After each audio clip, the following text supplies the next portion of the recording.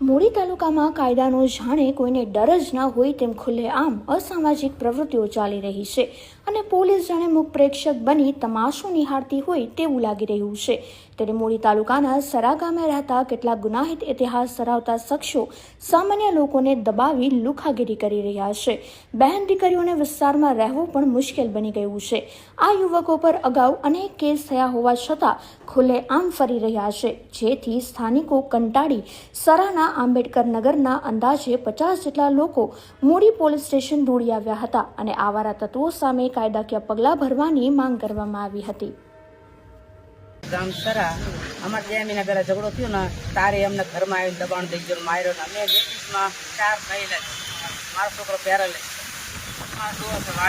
અમને દબાણ દઈને મારી વહી ગયો, અમને જીમ આવીને બોલીને વહી ગયો અને એ શું કે તમારે જીમ રહેવું રહેજો, દબાણ દઈને તમને પતાવી દઈને મારી નાખી। મારા ભાઈનો 100 કિલો વજન છે, મારો 80 કિલો વજન છે, મારા 2 છોકરા છે, 2 મારા ભાણેજ છે, વાહની માં જતી નાખી, વાહની છોકરીઓ રાખી।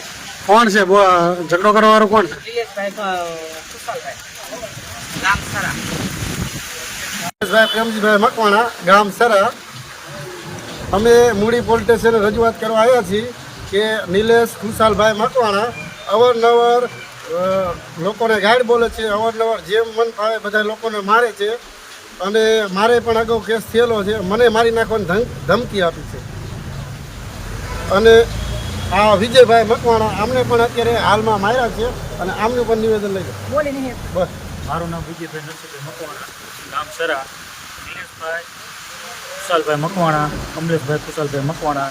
હું દાઢી વાર કરવા બેઠો તો અહીંયા મને માર્યો છે, ધરકી જાલ લીધી મારી, મને 5 થી 6 વાર ઉપાડીને પડતો કર્યો છે। તમારી માંગ શું છે અત્યારે? મારી માંગ એ છે કે એને કડેથી કડે સજા પડવી જોઈએ।